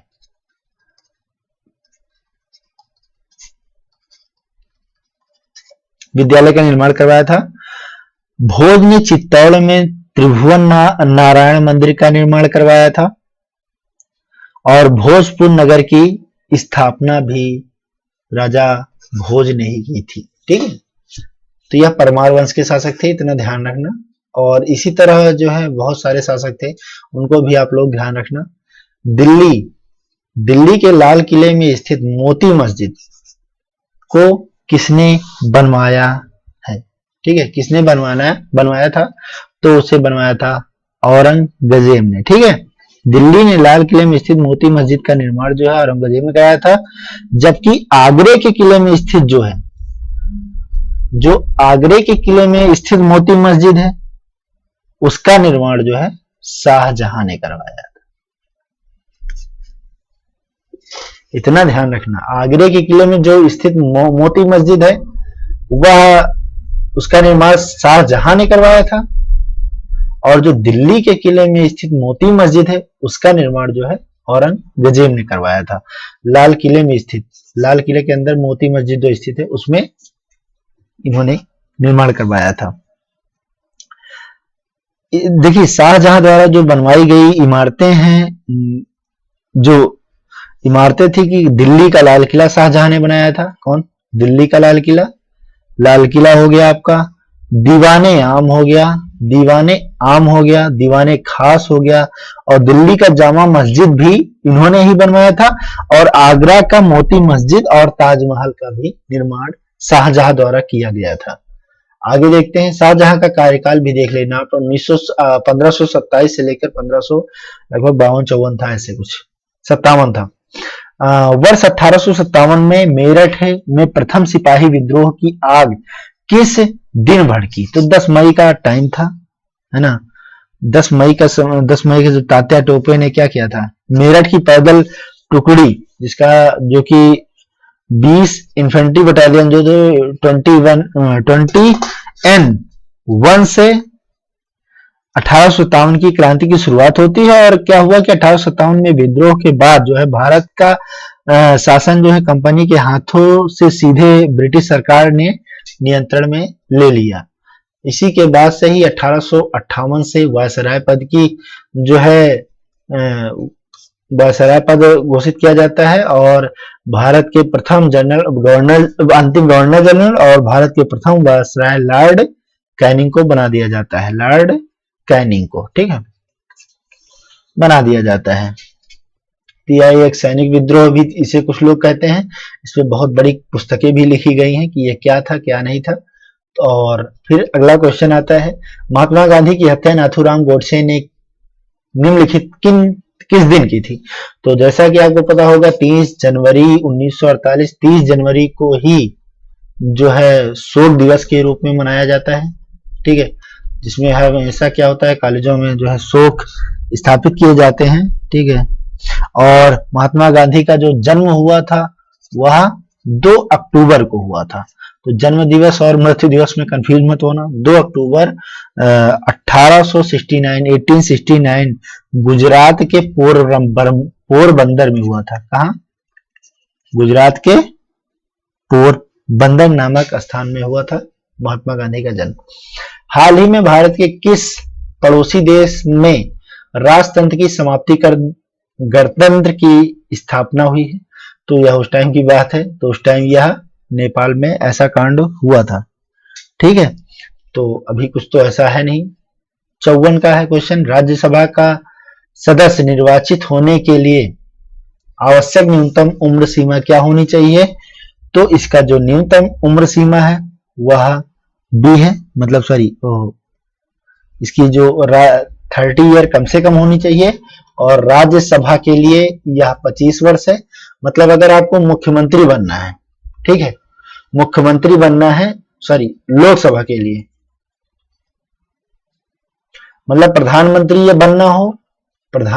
बनना हो या मुख्यमंत्री बनना हो तो आपकी उम्र 25 से ऊपर होनी चाहिए, और अगर राज्यसभा का सदस्य बनना हो तो 35 होनी चाहिए, और अगर आपको राष्ट्रपति बनना हो, ठीक है, तो आपकी उम्र जो है 35 प्लस होनी चाहिए, मतलब 35 से ऊपर होनी चाहिए, 35 हो या 35 से ऊपर हो। हाँ, और अभी अभी क्या हुआ कि अगर जिला जिला परिषद के क्या था एक क्वेश्चन जिसमें उम्र 21 थी, चलिए आगे देख लीजिएगा एक बार। अगला क्वेश्चन देखते हैं। वर्ष 2010 में आयोजित होने वाले कॉमनवेल्थ खेलों की मेजबानी करेगा। ओहो, पुराना क्वेश्चन यही है। डी ऑप्शन है इसका, मतलब कि आपका भारत ही करेगा जो कॉमनवेल्थ गेम होते हैं। कॉमनवेल्थ गेम क्या होते हैं पहले ये समझिए। कॉमनवेल्थ गेम क्या वे होते हैं जो कॉमनवेल्थ जो ब्रिटिश सरकार के अंतर्गत, ठीक है, ब्रिटिश सरकार के अंतर्गत जितने भी गुलाम देश थे, जैसे ऑस्ट्रेलिया था, भारत था, श्रीलंका था, इन सभी देशों को संबंधित जो है लगभग 53 से संबंधित 53 या 48-53 देश थे जो कि इसके गुलाम हुआ करते थे। उन सभी गुलाम देशों की एक संगठन बनाया गया और उनको गेम खिलाया गया। यही कॉमनवेल्थ गेम है, ठीक है। तो इसकी मेजबानी जो है भारत कर रहा है, जो कि डी ऑप्शन सही है। और 2018 में जो कॉमनवेल्थ गेम की मेजबानी जो है गोल्ड कोस्ट ऑस्ट्रेलिया ने की थी, ऑस्ट्रेलिया में हुआ था 2018 का जो कॉमनवेल्थ है। अभी 2022 का अगला होने वाला है या होगा, ठीक है। आगे देखते हैं, अगला क्वेश्चन देखते हैं। वर्ष 2008 में हो रहे ओलंपिक खेलों का आयोजन स्थल। पुराना क्वेश्चन है इसीलिए तो पूरा ध्यान है। वर्ष 2008 में हो रहे ओलंपिक खेलों का आयोजन स्थल क्या था बताइए। पुराना क्वेश्चन है, इसे उठाओ। तो उस टाइम जो है चीन था। अब आगे देखते हैं इसमें श्वेत क्रांति का संबंध किससे है? दूध से। इसी तरह तिलहन क्रांति, दलहन क्रांति, आप सभी को पता होगा ना कि श्वेत क्रांति, ये श्वेत क्रांति ऑपरेशन फ्लड जो है, ऑपरेशन फ्लड भी इसी से संबंधित है। फ्लड, ठीक है, दूध से संबंधित है। और श्वेत क्रांति के जो जनक माने जाते हैं यह वर्गीस कुरियन थे। कौन थे? वर्गीस कुरियन। जनक जी वर्गीस कुरियन, जिन्हें इस योजना के क्रियान्वयन एवं सफलता का 100% श्रेय दिया जाता है। विश्व का सबसे बड़ा समन्वित डेयरी विकास कार्यक्रम जो है वह, जो कि 1970 ईस्वी में राष्ट्रीय डेयरी विकास बोर्ड NDDB, ठीक है, ने प्रारंभ किया था। कब? 1970 ईस्वी में। अगला क्वेश्चन देखते हैं। सतलज, चिनाब, रावी, व्यास, ये किसकी सहायक नदियां हैं? तो यह जो सिंधु नदी है उसकी सहायक नदियां हैं, ठीक है। ये सारी नदियां जो है लगभग 11,034 किलोमीटर बहती हैं और अरब सागर में जाकर गिर जाती हैं। और इनका जो सिंधु नदी का उद्गम स्थल जो है तिब्बत के मानसरोवर से है, ठीक है, तिब्बत का मानसरोवर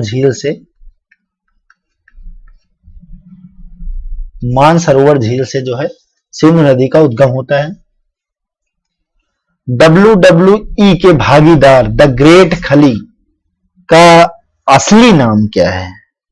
बहुत ही अच्छा क्वेश्चन है, आप सभी इसको पता नहीं होगा कि क्या नाम है। तो दलीप सिंह राणा नाम है, ठीक है, दलीप सिंह राणा। ग्रेट खली का नाम जो है यह दलीप सिंह राणा है, ठीक है, इसको ध्यान रखिएगा, कभी भी पूछा जा सकता है। मतलब, और बताइए, भारत के हिमाचल प्रदेश में जन्मे। इनका जो जन्म हुआ था वह हिमाचल प्रदेश के रहने वाले हैं। हिमाचल प्रदेश, दलीप सिंह राणा। इनकी जो लंबाई है, यह लंबाई है 7 फीट 3 इंच के करीब, ठीक है, 7 फीट 3 इंच लंबे हैं, तथा क्या है कि 420 पाउंड इनका वेट है। अब पाउंड मतलब क्या होता है, थोड़ा सा इसके बारे में भी जान लेते हैं। इनका जो वेट है यह 420 पाउंड है। तो 420 पाउंड मतलब अभी बता रहे थे कि 420 पाउंड का जो होता है 1 kg इक्वल होता है 0.453 ग्राम का, ठीक है, मतलब इतने पाउंड का एक, अगर हम 1 kg में 0.453 पाउंड होंगे, ठीक है, पाउंड मतलब कि ये 420 केजी के हैं, तो इसका मतलब इनका वेट जो है 190 किलोग्राम है, 190.5 किलोग्राम, 190 किलोग्राम इनका वेट है। किसका? द ग्रेट खली का। अगला क्वेश्चन देखते हैं।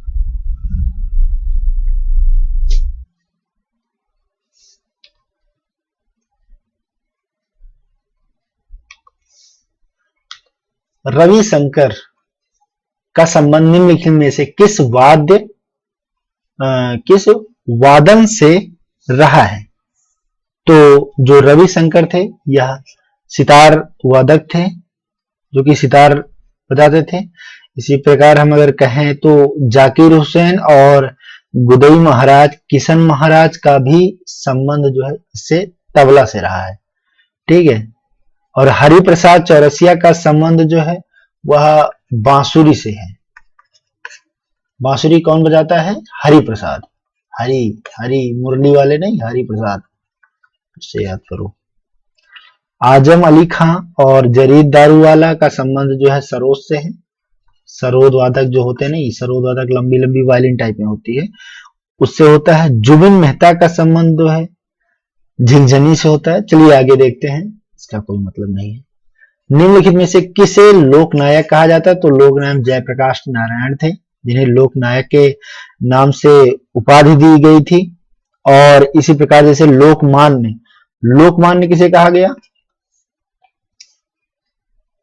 लोकमान्य बताइए। लोकमान्य, लोकमान्य तिलक नहीं कहते, बाल गंगाधर तिलक। लोक हितवादी किसे कहा गया? लोक हितवादी, लोक हितवादी गोपाल हरि देशमुख को कहा गया, ठीक है, गोपाल हरि देशमुख को कहा गया, ठीक है। और जननायक किसे कहा गया बताइए? जननायक, जननायक किसे कहा गया? कर्पूरी ठाकुर को कहा गया, कर्पूरी ठाकुर को कहा गया। अच्छा बताइए कि अजात शत्रु, अजात शत्रु किसे कहा गया? यह राजेंद्र प्रसाद को कहा गया, जो कि भारत के प्रथम राष्ट्रपति थे। और महामना, महामना मदन मोहन मालवीय पधार रहे हैं, है ना, ऐसा कुछ कहते हो ना। अगला देखते हैं। निम्नलिखित में से किसे लोकनायक कहा गया? ये सारा हो गया। बुलंद दरवाजा निम्नलिखित में से कहाँ स्थित है? फतेहपुर सीकरी, इसमें कोई पूछने वाली बात ही नहीं है ना। बुलंद दरवाजा का निर्माण जो किया था अकबर ने करवाया था। कब करवाया था? गुजरात विजय, जब गुजरात पर विजय प्राप्त की थी इन्होंने, तो उसी के अभियान के तहत जो है इन्होंने इसका निर्माण किया था। इतिहासकार स्मिथ ने संसार के इतिहास का सर्वाधिक द्रुतगामी आक्रमण कहा था इसको। और अकबर के अनुसार अकबर ने अनुवाद विभाग की स्थापना भी की थी। अकबर के काल को हिंदी साहित्य का जो है, हिंदी साहित्य का स्वर्ण काल कहा जाता है। मतलब किसका? अकबर का काल को हिंदी साहित्य का स्वर्ण काल कहा जाता है। अगला क्वेश्चन देखते हैं।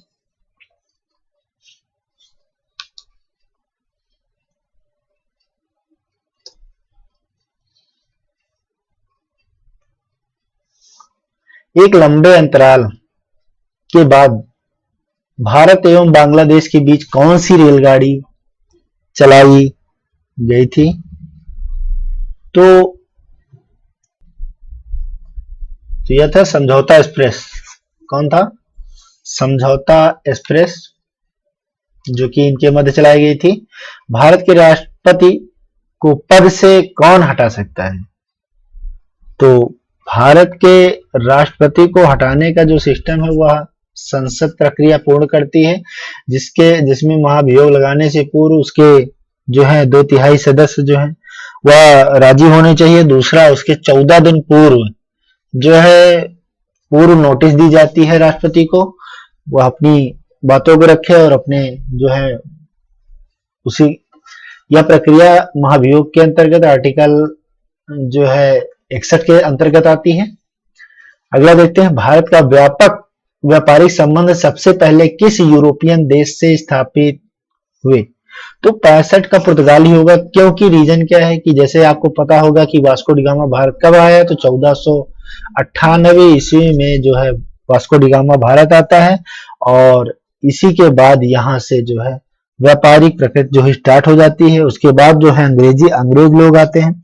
पुर्तगाल ने अपनी पहली जो व्यापारिक कोठी है वह कोचीन में लगाई थी। कहाँ लगाई थी? कोचीन में, ठीक है, पहली व्यापारिक कोठी। और 17 मई 1998 को वास्को डी गामा भारत पश्चिमी तट पे आया था, पूर्वी तट पे नहीं आया था, ठीक है। पश्चिमी तट के कालीकट बंदरगाह पहुंचा, भारत एवं यूरोप के बीच के नए समुद्री मार्ग की खोज की थी, ठीक है, पश्चिमी तट पे आया था। किस कालीकट में? आगे देखते हैं, भारत का व्यापारिक संबंध सबसे बेलिंगटन कप जो है यह किससे संबंधित है? तो भी हाकी से संबंधित है। अगला क्वेश्चन देखते हैं, पृथ्वी का एकमात्र प्राकृतिक उपग्रह कौन सा है? तो यह चंद्रमा ही है, बाकी और कोई उपग्रह तो है नहीं, है ना। और पृथ्वी की खास बात यह, चंद्रमा की खास बात यह है कि इसका जो 57% भाग ही है, 57% भाग ही हम पृथ्वी से देख सकते हैं चंद्रमा का, बाकी जो 43% भाग है उसका हम नहीं देख पाते। और चंद्रमा को जीवाश्म का ग्रह भी का दर्जा भी प्राप्त है और जो चंद्रमा है वह परिक्रमा जो है 27 दिन 8 घंटे में पूर्ण कर लेती है और कुछ मिनट में ऐसे, ठीक है। पृथ्वी का एकमात्र प्राकृतिक उपग्रह जो यही है, ठीक है। अगला क्वेश्चन देखते हैं,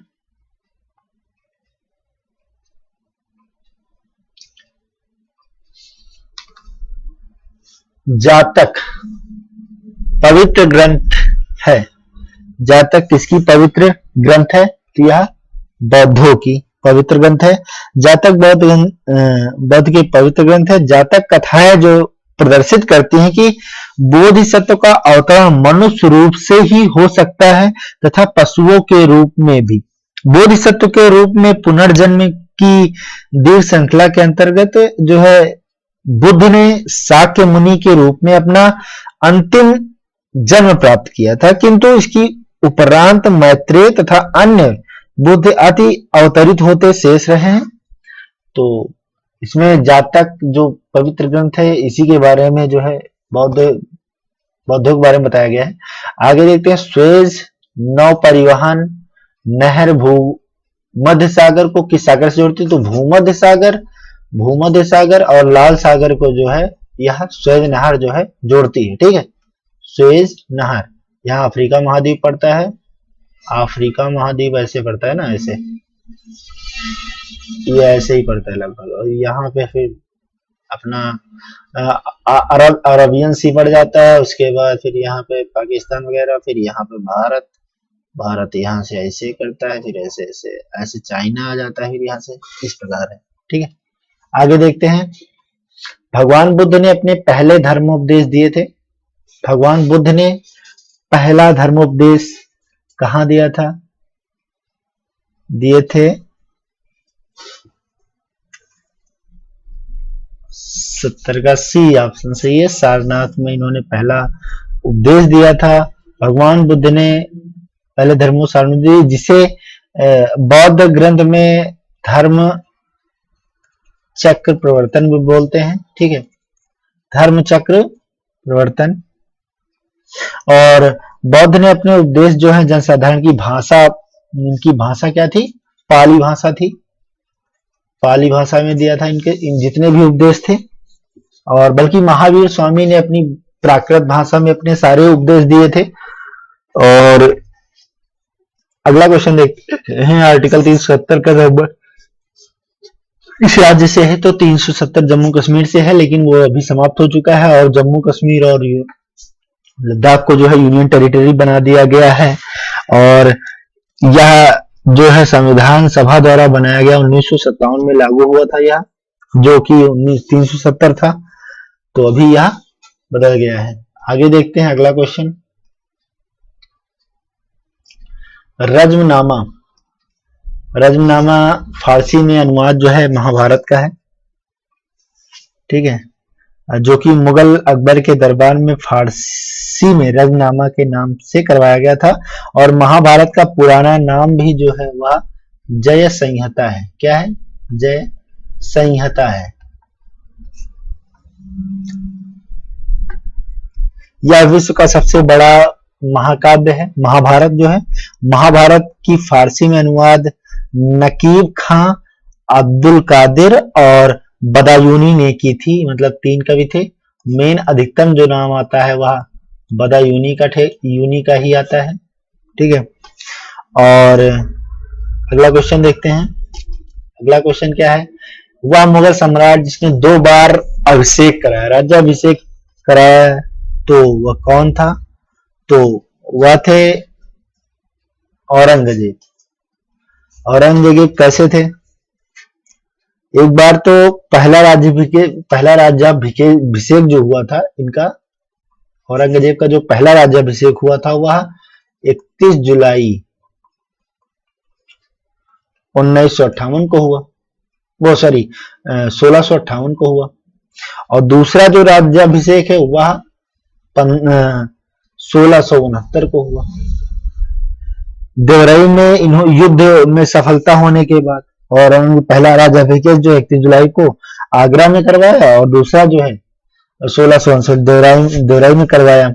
औरंगजेब ने दिल्ली में प्रवेश किया और शाहजहां के शानदार महल में 1962 में दूसरी बार राज्याभिषेक करवाया। अगला क्वेश्चन है अंग्रेज का, ये सारे क्वेश्चन हो गए थे कि नहीं हुए थे, देख लीजिएगा। निम्नलिखित में से कौन सा पर्सनल कंप्यूटर का कुंजी परंपरागत टाइपराइटरों में उपलब्ध है? नहीं है। तो एंटर जो है परंपरागत टाइपराइटरों में उपलब्ध नहीं होता था, यहाँ पर एंटर नहीं होता था। और कंप्यूटर के लेखक जो है चार्ल्स बेबेज है कंप्यूटर के, इसमें इन सभी में इंटरनेट कार्य प्रणाली का संबंध से किससे संबंधित है? तो ये सारे जो है उपरोक्त जो सभी हैं ईमेल, इन सभी का उपयोग जो है इंटरनेट कार्य में किया जाता है। किस वर्ग के व्यक्ति सर्वदाता है? ठीक है, ब्लड में, तो वो जो है सर्वदाता है, दाता है। और जो AB ब्लड ग्रुप है वह सर्वग्राही है। ए ब्लड ग्रुप जो है किसको दे सकता है किसको नहीं, इसे आप पढ़ लेना एक बार पूरा। तने की कटाई के बाद निम्नलिखित प्रयोग में किसे पुनः उगाने के लिए किया जाता है? तो गन्ने को पुनः उगाने के लिए किया जाता है। अगला क्वेश्चन देखते हैं।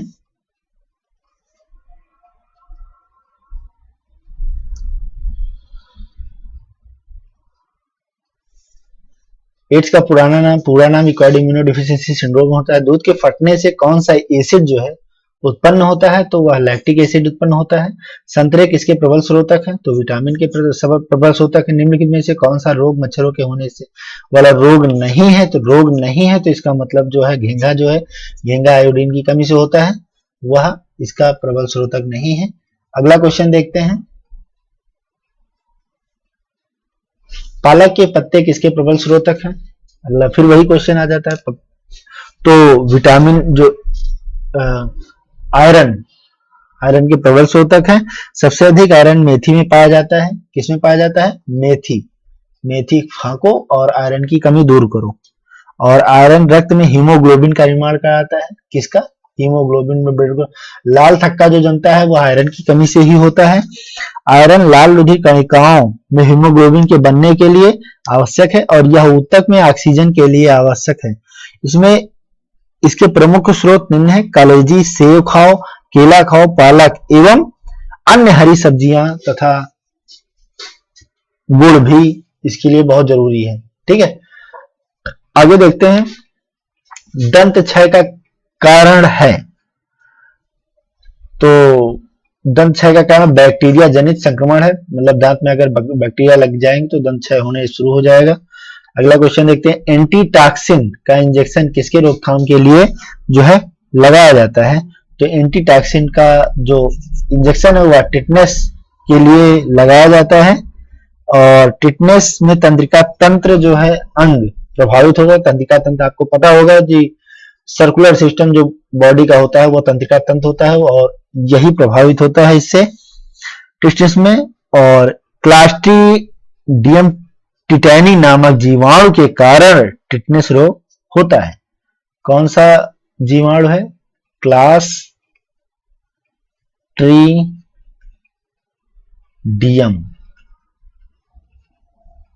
क्लास्ट्रीडियम नामक जीवाणु के कारण जो है टिटनेस होता है, और यह जीवाणु है, ठीक है।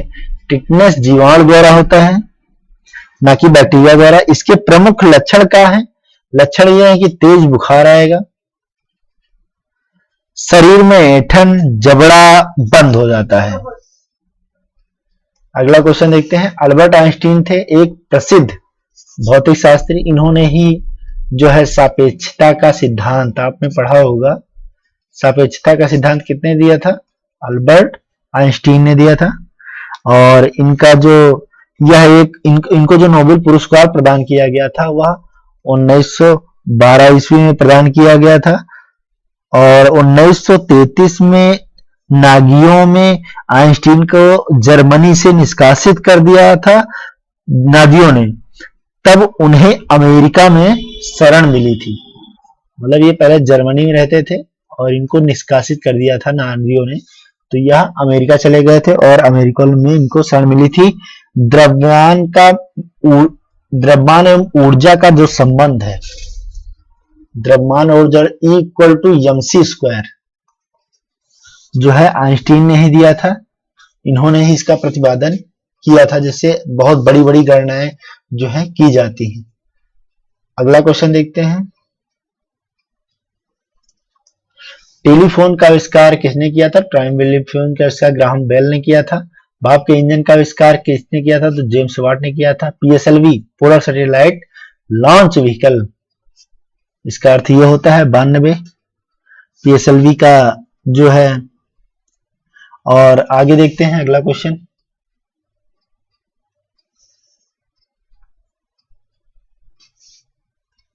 जब किसी माध्यम का ताप बढ़ता है तो उस माध्यम में प्रकाश वेग क्या होता है? प्रकाश वेग क्या होगा? अपरिवर्तित रहेगा। देखिए यहां पर माध्यम का मतलब ये है कि कोई इसके माध्यम में कोई वायु नहीं है, ये निर्वात की बात कर रहा है। निर्वात में आप प्रकाश प्रकाशित करिए तो उसका जो कोई कुछ भी है ही नहीं, और कुछ भी रहेगा भी तो वो उस पर प्रभाव जो है नहीं पड़ता, ठीक है। मुख्यतः निम्न गैस ग्लोबल वार्मिंग के लिए जिम्मेदार हैं। तो ग्लोबल वार्मिंग के जो कार्बन डाइऑक्साइड जो है मुख्यतः जिम्मेदार है, CO2 जिसे बोलते हैं, ठीक है। और जो कि मात्रा बढ़ने सूर्यताप अधिकांश मात्रा अवशोषित कर लेती है, परंतु सूर्यताप के उत्सर्जन नहीं होने देता, जिससे कि गर्मी पृथ्वी पर ही रह जाती है। निम्न में से किस में अपरंपरागत ऊर्जा स्रोत का उपयोग होता है? बताइए, अपरंपरागत ऊर्जा स्रोत का उपयोग टॉर्च में, बाकी मोमबत्ती, रासायनिक चीजें हैं, लालटेन है, मिट्टी का तेल है, ये अपरंपरागत ऊर्जा का स्रोत है टॉर्च। निम्न यंत्र में विद्युत धारा का मापन करते हैं, किससे करते हैं विद्युत धारा का मापन? तो अमीटर से विद्युत धारा का मापन जो है करते हैं। अगला क्वेश्चन देखते हैं, अगला क्वेश्चन है आपका, डायनेमो वह यंत्र है जो निम्न में से निम्न को परिवर्तित करता है। तो यांत्रिक ऊर्जा को वैद्युत ऊर्जा में कन्वर्ट करने के लिए डायनेमो का यूज किया जाता है। इसी तरह हम बात कर सकते हैं कि यांत्रिक ऊर्जा को ध्वनि ऊर्जा में, बताइए कि अच्छा यांत्रिक ऊर्जा को अगर कन्वर्ट करना हो ध्वनि ऊर्जा में तो आप क्या करेंगे? बताइए, मतलब यांत्रिक ऊर्जा है, उसको ध्वनि ऊर्जा में कन्वर्ट कैसे करेंगे? जैसे सितार का उपयोग होता है, सितार यांत्रिक ऊर्जा से ध्वनि ऊर्जा में कन्वर्जेशन होता है। विद्युत सेल जो होता है, विद्युत सेल या रासायनिक ऊर्जा को क्या करता है, विद्युत ऊर्जा में कन्वर्ट करता है। सोलर सेल जो है वह सौर ऊर्जा को विद्युत ऊर्जा में। और माइक्रोफोन क्या करता है, माइक्रोफोन आपकी आवाज लेता है, ध्वनि ऊर्जा को क्या करता है, विद्युत में कन्वर्ट कर देता है।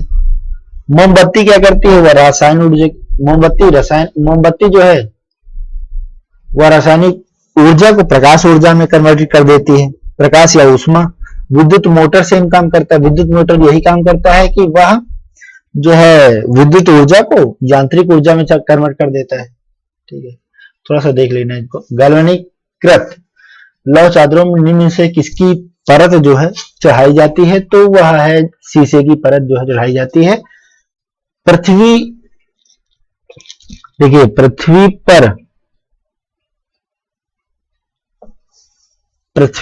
पर जो है उपलब्ध सबसे कठोर पदार्थ जो है वह हीरा है।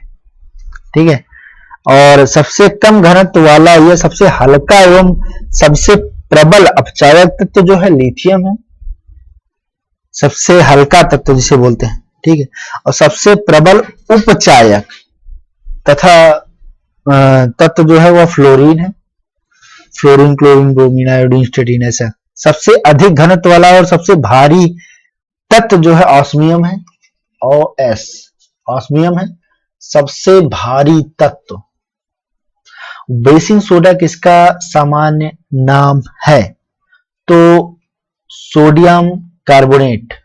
ठीक है, सोडियम कार्बोनेट जो है बेकिंग सोडा का, washing soda, sorry not baking soda, washing soda का नाम है। और इसका जो फार्मूला होता है Na2CO3 इंटू 10H2O। ठीक है, इसमें से H2O बाहर हो जाता है, इसलिए वॉशिंग के काम आ जाता है, बेकिंग सोडा अलग से। आई थिंक वीडियो को समझ में आया होगा, और अगर चैनल पे नए हैं तो सब्सक्राइब करके जाना।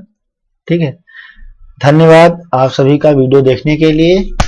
और अब आप सब अभी बिहार SI की तैयारी में लग जाइए, अभी भी टाइम है आपके पास, बहुत कम समय बचा है, 2-4 दिन बचे हैं, 5 दिन, तो आप जितनी भी पढ़ सकें, जितना भी तैयारी कर सकें कर लीजिए।